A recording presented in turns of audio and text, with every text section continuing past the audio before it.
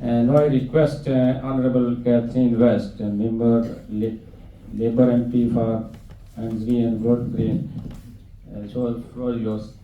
Thank you so much for the invitation, and a thank you to Richard Bergen MP for organising today, and also the fact that everybody has made time today to put aside other commitments to be here in our Parliament, speaking about one of the longest running conflicts in the world.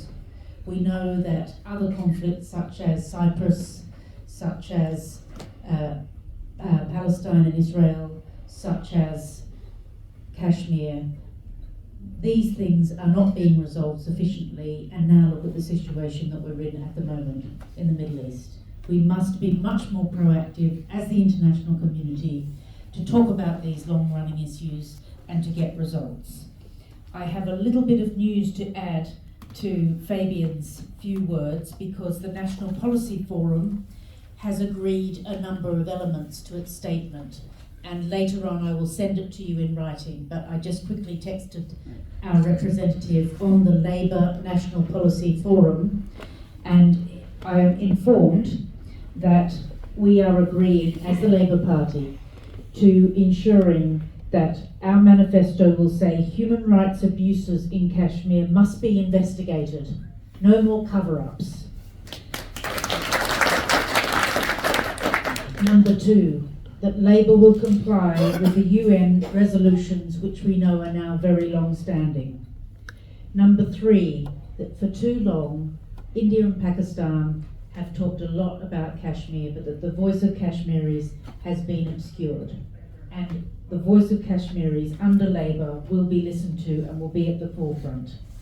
The other thing that I would like to add is that the death sentence over the head of Yasin Malik has been in place for far too long, and this issue needs to be resolved as soon as possible. And that's something which I know is of a lot of alarm, not just in your grouping, but also across the House of Commons. And I have spoken to many MPs, both on our benches, but around the House of Commons, who come to the all-party group and say that this issue needs to be resolved as soon as possible.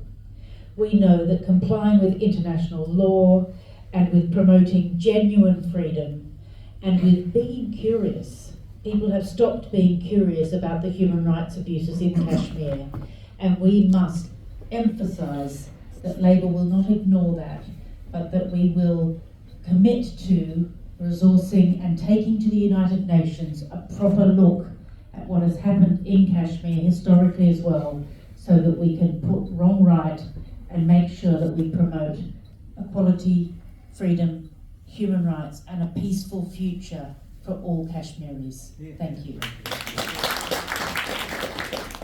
Thank you very much.